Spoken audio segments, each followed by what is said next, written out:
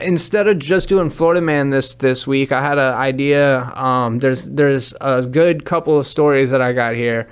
I'm going to read you the headline, and you tell me whether it happened in Colorado or Florida.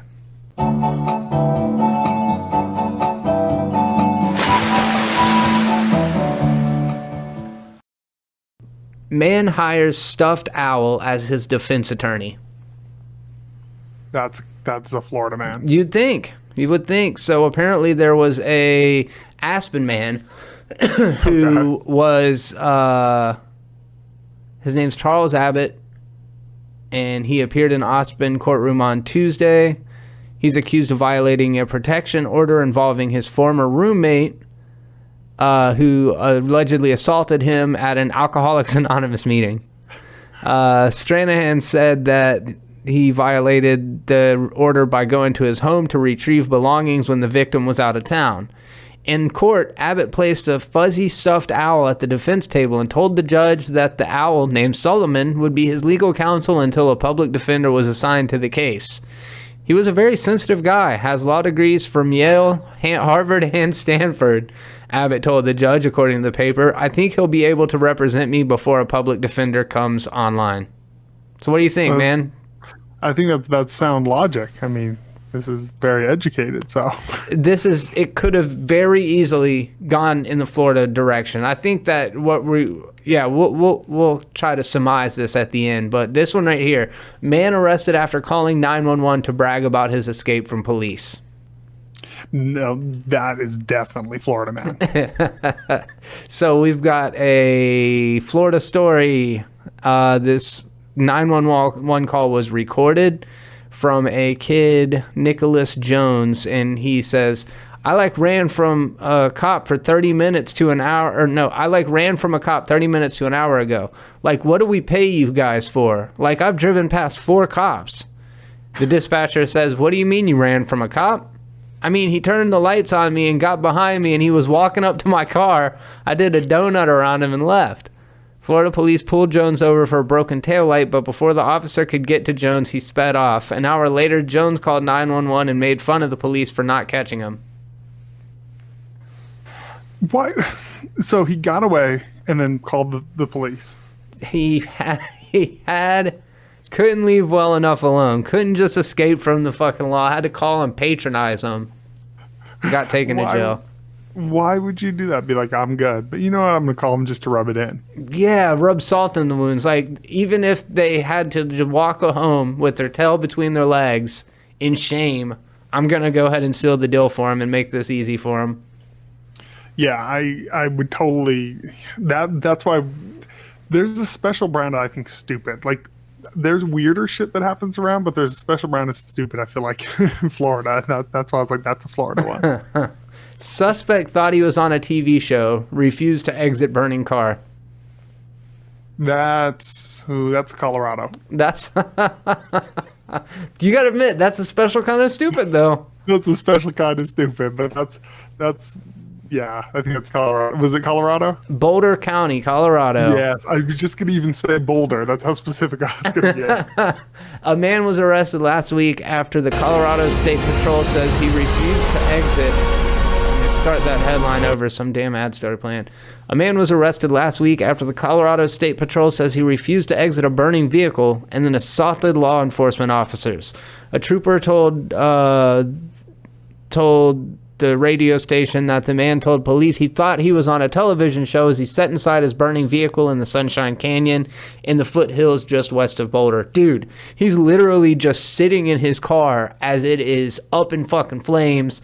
And the cops come up to him and they're like, get out of your car. It's on fire. And he's just like, oh, I thought I was on a TV show. And they end up busting his windows out and dragging him out of it. But I don't know. Yeah, when they ask... Go ahead. At that point, you just let, natural selection take over. Just throw your hands up and just be like, well, we tried. We tried, man. He didn't want to get out. And... yeah, I don't know. It's so my thing is the thought process, I'm assuming again, like everything else on the show, is probably drug related, but how would he think he was on a TV show where they lit his own car on fire? It wasn't like he got into another car that was on fire. Yeah, that's a good question. Like, what kind of show exactly would that be? Like, where you're driving down the road and your car just bursts into flames. He's like, I read a story about Ashton Kutcher and it got me thinking of Punk'd. And that's what I was on. Man and woman arrested after leaving pig in hot car at mall parking lot. Ooh, that's a hard one because the pig thing makes me think Colorado. I'm going Colorado. You would be incorrect. Oh no. Yeah, that's just one. You're doing all right so far. So a Florida couple were arrested for animal cruelty after leaving a pig in a hot car in a mall parking lot. They were like kids. They were like, let's see, on Monday, May 27th, the Jacksonville Sheriff's Office responded to the Avenue Shopping Mall in Jacksonville to assist with an animal investigation regarding an animal in a vehicle. They used a window-breaking tool to free a small multicolored pig from the back seat. Then they placed it in their own back seat with a bucket of water. They arrested Trinity Tavares Soto at 19 and Mark Gray at 20, who walked out of the mall to the suspected vehicle. So they just camped out and waited for him to come outside and took him to jail. I mean, should you get arrested for having a pig in a car? I mean, here's my thing. First of all, why the fuck do they own a pig? I always find that weird. Not to me when people own pigs, but yeah, I mean, if it was a dog left in the car, we definitely have a different reaction. And pigs are smarter than dogs, so Yeah. I guess so. If the window was cracked and they were in there for 5 minutes, then they should never have broken the window out in the first place. I agree. The fact that the cops got there, had time to get there, kind of like they were responding to a call, so it had obviously been a minute. So yeah, I mean, it's fucked up. They shouldn't have left the pig in the car, but yes, I think the bigger question here is like, why the fuck do you have a potbelly pig and you're like driving around with it? Yeah, that was the whole reason I thought it might be Colorado, because we have a lot of like farming land out here. And I was like, maybe that's because. But it doesn't sound like these people are farmers. It sounds like these are people who just bought a pig. Yeah, they're like they just look like derelict teenagers. Like they don't look like they do, or I don't know what they would be doing with that thing. Let's see. I think that this one's pretty obvious. Man arrested for hitting mom in the head with a corn cob. That's I don't know. That actually sounds. I'm assuming that's Florida. That has to be. It's totally Florida. I was like, anything in the family fighting is Florida. So this is Zephyr Hills, Florida. Pasco County man is behind bars after he said he hit his mother in the head with a corn cob. The incident was reportedly happened in a home at around 2 a.m. on Sunday. So mom got hit in the head by her 27-year-old son by a corn cob and called the police. Didn't have any physical injuries, but he got taken to jail for domestic battery. So you hit your mom in the head with a corn cob. To me, that sounds like a personal matter between two consenting adults. I mean, if you can't hit your mom in the head with a corn cob, who can you hit? I know. I thought this was America. I just don't understand the logic of like how you escalate. I'm assuming they were eating the corn, and what gets from that point to slapping the person with the corn cob in the face. I'm gonna take a stab in the dark at this because I think that's a fair question. 27-year-old son comes home to mom's house 2 a.m. drunk on I think they said it was like a Tuesday night, Tuesday the 27th. Mom hears disruption, something going on in the kitchen. It startles her. She's in the middle of her sleep. Obviously, she's a elderly woman. She wakes up and comes into the kitchen to find her drunk 27-year-old son eating leftover corn on the cob out of like the plate that she had nicely put aside for him. He's like hovering over it, just fucking tearing up this corn on the cob like a pig stuck in a fucking backseat of a car on a summer day in a mall in Florida. And the mom's like, What are you doing? Why are you coming home at 2 a.m. drunk, eating straight out of the refrigerator? And he's like, you're not my boss. And he throws the fucking corn on the cob and it hits her in the head. And she says, me and your father have been trying for years, Jonathan. I don't know if his name was Jonathan. We've been trying for years.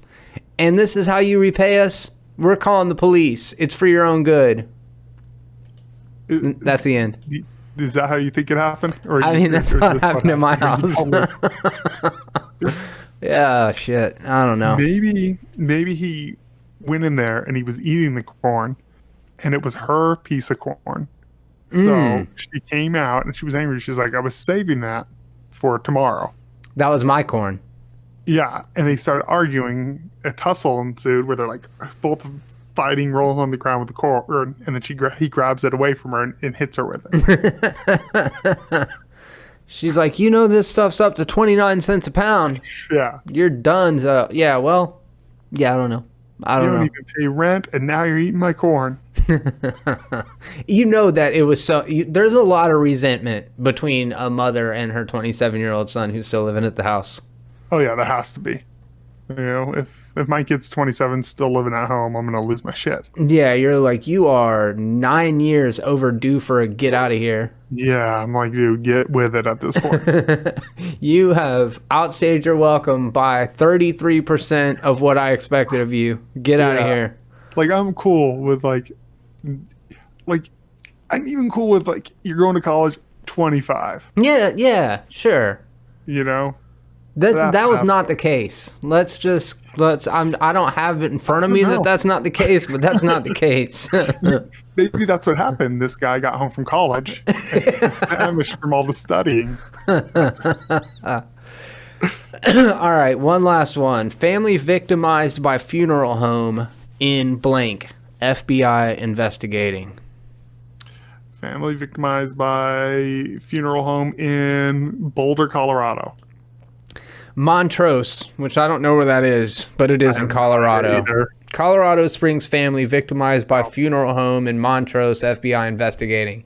So 50 families have received sand and concrete and not cremated ashes. I should laugh at that. It's so awful.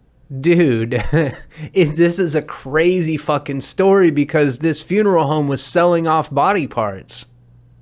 Oh, I was just going to say, why would they were selling them like on the black market? They were a chop shop, dude. Yes, 100%. They were selling body parts for various reasons over the internet. And I don't know, there's some weird loading thing going on right now, but this is a strange case. It's still all under investigation right now. It came to light after something was discovered over in Europe about this body part black market thing. They traced it back here to this funeral home, and now it's just like more and more people are coming out like, we had our family cremated there or whatever, you know? So who's buying these? Because I'm assuming, and this is, the person's very far long deceased at this point. That's a really good question. It said for various reasons and not for medical reasons. Let me see. And that, to me, the reason why I say that is it almost sounds to me more like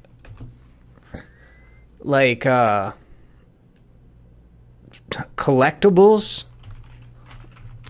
Like it's someone's out there. Yeah, that's a fucking weird one. Because I don't. Yeah, that's the only thing I can think of. Somebody has a weird collection, which is terrifying. The Colorado funeral home that sold body parts for a profit. According to Denver Post, there is an epidemic of misconduct in the funeral service industry in Colorado. Cremating the wrong body, leaving a corpse in an abandoned garage for 3 days, and in the strangest case, auctioning off body parts for profit. Actually, this is back from 2018, so this is a different story. Oh, okay. So this is just going on in Colorado. Colorado Springs is about, I won't say midway, it's closer to Denver, but it's in between my hometown of Albuquerque, New Mexico, and Denver. And I've only been through it. I've been through it a bunch of times, but just literally on the freeway, it kind of doesn't look like the nicest place. Yeah, I've never. I've been to Boulder, Mhm. but Bold, it was a long Boulder, time ago. man, I hate Boulder. Why? I just fucking hate Boulder. It's such a douchey, hippy dippy, everyone stinks up on their high horse. Oh, I hate it. I hate it so much. That's the only place I went, but it was so many years ago, a Yeah, long it's time funny. ago. I took my wife there, and my wife is like the nicest, always happy, always giggling type of person. She turned into the most moodiest person ever when we were in Boulder. She's like, "Why are we here? There's nothing fucking here. It's just a bunch." Yeah, it was bad. Damn. Um, with a population of about 20,000, Montrose is a community surrounded with the beauty of the Rocky Mountains. It's a community that's struggling to understand the stories and the accusations about what happened in the back room at the Sunset Mesa. I go to sleep with the visions of him being dismembered with a power saw, whose son's body parts were allegedly sold. Jesus Christ. Her 26-year-old son, they desecrated his little body. They cut him up into pieces and sent him all over the place. Her son's body parts were also allegedly sold. Like Minnie, Hansen found out her son, Frederick, during a phone call from an FBI agent. So an FBI agent called her and told her his head was sent was sent to so and so, his two shoulders somewhere else, and I don't want to hear anymore. I'm trying to find a motive. That's the main reason why I'm going Yeah, through this. because that's the thing I can't wrap my brain around. Because my first thing was like, "Oh, selling organs," but I'm like, "Wait." By the time they get to a funeral home, I'm assuming all those they're shot. Right. The idea that like maybe they're sending him over to Mexico to use as an organ transplant. Like that's like the least horrible thing you could think of. But no, these are straight up cadavers at that point. Like most of the time, she was sold, embalmed, and shipped out within just a few hours of her death. So she was already embalmed and then shipped out. So they were sending like cadaver. I don't know if they use them for medical purposes in other countries. For like, I don't know, man. That's some fucking weird stuff because they ultimately profited from the sale of heads, arms, legs, torsos, and whole bodies. That's actually terrifying. That's one of the few ones where I'm like, that's weird as shit. Because Who knew? there's someone out there who's probably collecting the shit. $1,000. Upper legs was 1,200. Heads went for 500 and 250 for a knee. Oh my god, dude. Well, that's fucking weird. So the legs were more than the head? Yeah, that doesn't make a lot of sense. I guess skulls are easier to come by. Well, that's weird because there are 2 legs for every head. Yeah, to my thing, you think the head would be like the prized possession. If you're gonna, we're assuming collectors at this point. We have no fucking idea. But if you're gonna collect it, you'd assume that would be the thing. Yeah, what am I, some sort of weirdo? If I'm gonna buy a human body part, it's gonna be their fucking head.